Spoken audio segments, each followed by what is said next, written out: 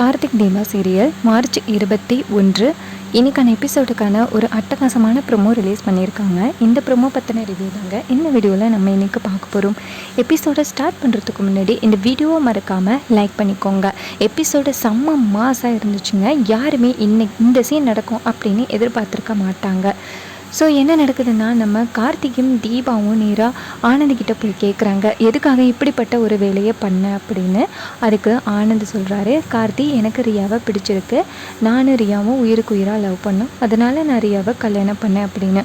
அதுக்கு கார்த்தி சொல்கிறாரு, அண்ணா உன்னையை நம்பி மீனாட்சி இருக்காங்க, எப்படி அவங்களுக்கு துரோகம் பண்ண தோணுச்சு அப்படின்னு. அதுக்கு ஆனந்த் சொல்கிறாரு, இங்கே பாரு கார்த்தி, எனக்கு உன்னுடைய வாழ்க்கை எப்படி இருக்குன்னு தெரியும். நீ ஃபஸ்ட்டு தீபாவை உன் மனசுக்கு பிடிச்சா கல்யாணம் பண்ண, தீபா உன்னையே திருட்டுத்தனமாக தானே கல்யாணம் பண்ணாங்க அப்படின்னு.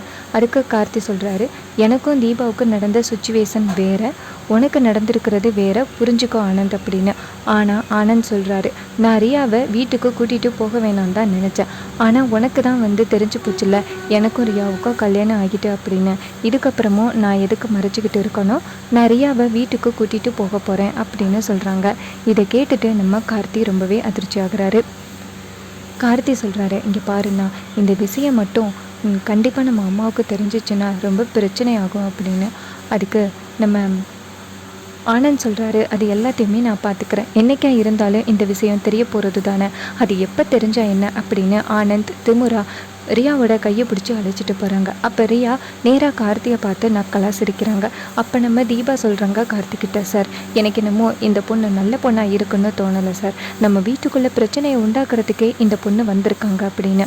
அப்போ கார்த்தி சொல்கிறாரு, தீபா எனக்கு இந்த பொண்ணோட குணத்தை பற்றி தெரியும், இந்த பொண்ணுக்கு ஏற்கனவே கல்யாணம் ஆகியிருக்கு, அந்த பொண்ணு அந்த பையனை பற்றி ஆனந்திக்கிட்ட தப்பாக சொல்லியிருக்கு, ஆனால் அந்த பையன் நல்ல பையன், இந்த ரியா தான் அந்த பையன்கிட்ட சொத்து கேட்டு அடம் பிடிச்சிருக்கா, காஸ்ட்லியாக வாழணும் அப்படின்னு. ஆனால் அந்த பையன் சம்மதிக்காததுனால இந்த பொண்ணு அவனுக்கு டிவோர்ஸ் கொடுத்துட்டு நேராக ஆனந்தை பிடிச்சிருக்கா அப்படின்னு. இதை கேட்டுட்டு நம்ம தீபா ரொம்ப அதிர்ச்சியாகி, இந்த பொண்ணை நம்ம வீட்டுக்குள்ளே வர பார்க்குறாங்க சார், இந்த பொண்ணு மட்டும் நமக்கு வீட்டுக்குள்ளே வந்தால் கண்டிப்பாக குடும்பம் உடஞ்சி போயிடும் அப்படின்னு. இதை கேட்டுட்டு கார்த்தி சொல்கிறாரு, அதான் தீபா எனக்கும் பயமாக இருக்குது அப்படின்னு. அப்போ தீபா சொல்கிறாங்க, சார் சீக்கிரம் வீட்டுக்கு போகணும் அப்படின்னு சொல்ல, கார்த்திகும் ஆமாம் தீபா வீட்டுக்கு போய் ஆகணும், இப்போ ரொம்ப பெரிய பிரச்சனை ஆக போகுது, எனக்கு மீனாட்சி அண்ணியை நினச்சி பார்த்தா தான் பாவமாக இருக்குது அப்படிங்கிறாங்க. அதுக்கு தீபா சொல்கிறாங்க, எதுவாக இருந்தாலும் இனிமேல் சமாளித்து தானே கார்த்திக் சார் ஆகணும் அப்படின்னு. கார்த்தியும் தீபாவும் சேர்ந்து நேராக வீட்டுக்கு போகிறாங்க. அப்போ நம்ம அபிராமி கேட்குறாங்க, என்ன கார்த்தி உன் முகமே ரொம்ப சோகமாக இருக்குது, என்ன ஆச்சு அப்படின்னு. அப்போ வீட்டில் உள்ள எல்லாரும் இருக்காங்க. அந்த நேரம் ஆனந்தும் ரியாவும் நிற்கிறாங்க. ரியா வீட்டுக்குள்ளே வலது கால் வச்சு வராங்க. அப்போ நம்ம அபிராமி 2 பேரையும் பார்த்துட்டு ஷாக் ஆகுறாங்க. அப்போ அபிராமி கேட்குறாங்க ஆனந்த்கிட்ட, ஆனந்த் யார் இந்த பொண்ணு அப்படின்னு. அப்போ ஆனந்த் சொல்கிறாரு, நான் ரியாவை உயிருக்கு உயிராக லவ் பண்ணுறேன், ரியாவை நான் கல்யாணம் பண்ணிட்டேன் அப்படின்னு. இதை கேட்டதோட அபிராமி என்ன காரியம் பண்ணியிருக்கா அப்படின்ட்டு ஆனந்தை அடிக்க ஆரம்பிக்கிறாங்க. ஆனந்த் சொல்கிறாரு, அம்மா உங்களுக்கு என் மேலே கை வைக்கிறதுக்கு கொஞ்சம் கூட ரைட்ஸ் கிடையாது அப்படின்னு. இதை கேட்டுட்டு அபிராமி ரொம்பவே அதிர்ச்சி ஆகுறாங்க. கார்த்தி என்ன வார்த்தை பேசுகிற அப்படின்னு. அப்போ ஆனந்த் சொல்கிறாரு, இங்கே பாருமா, இந்த வீட்டை விட்டு நான் போக மாட்டேன், இனிமேல் ரியா தான் என்னுடைய ஒய்ஃப், என்ன மீனாட்சிக்கு என்ன டிவோர்ஸ் தானே வேணும், நான் டிவோர்ஸ் கொடுத்துட்றேன் அப்படின்னு. அப்போ நம்ம மீனாட்சி இதையெல்லாம் கேட்டுட்டு கதறி அழுதுகிட்டு நிற்கிறாங்க.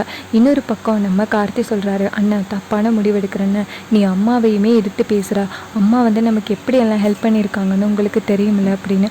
அதுக்கு அபிராமி சொல்கிறாங்க, இங்கே பாரு கார்த்தி, இவன்கிட்ட இனிமேல் பேசி வேஸ்ட்டு, இவன்கிட்ட எந்த விஷயமே இனிமேல் தலைக்கு ஏறவே ஏறாது அப்படின்னு. அப்போ ஆனந்த் சொல்கிறாரு, அம்மா நீங்கள் என்ன சொன்னாலுமே இனிமே ரியா தான் இந்த வீட்டோட மருமக, மீனாட்சி கிடையாது, வாரியா அப்படின்னு சொல்லி அழைச்சிட்டு போகிறாங்க.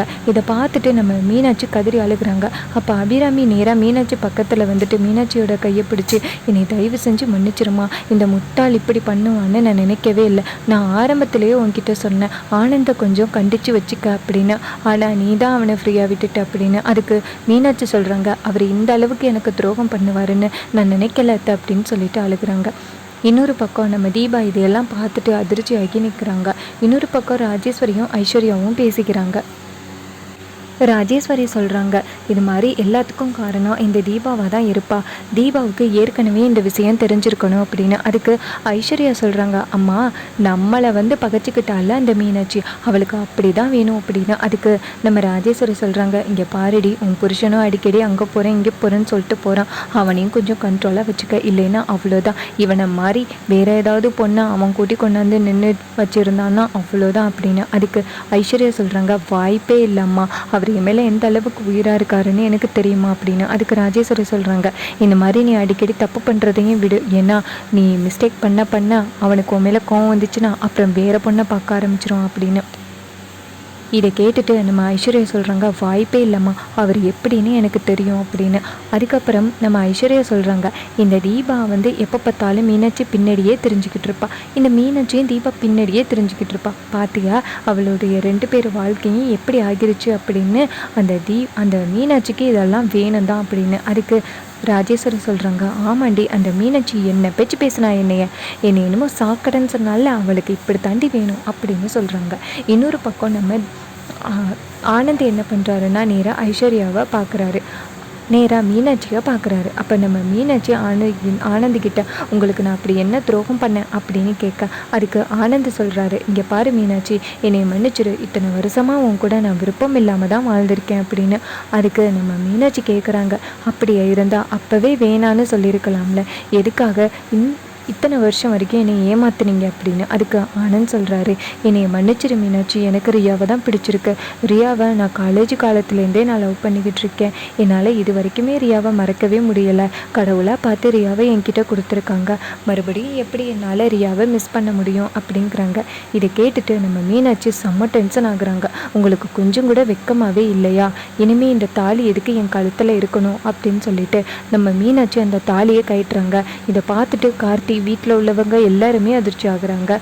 அப்போ மீனாட்சி தாலியை கட்டி தூக்கி ஆனந்த் முகத்தில் வீசிட்டு, இனிமேல் உங்கள் கூட நான் வாழவே மாட்டேன், என் முகத்தில் முழிக்காதீங்க அப்படின்னு சொல்லிட்டு மீனாட்சி அந்த இடத்துலேருந்து போகிறாங்க. இதை பார்த்துட்டு நம்ம தீபா ரொம்ப அதிர்ச்சி ஆகுறாங்க. கார்த்திக்கு இது எல்லாம் நடந்தது கனவா நினவா அப்படின்ட்டு ரொம்ப அதிர்ச்சியில் நிற்கிறாரு. நம்ம தீபா சொல்கிறாங்க கார்த்திக்கிட்ட, கார்த்திக் சார் இதுக்கப்புறம் நம்ம என்ன பண்ணுறது அப்படின்னு.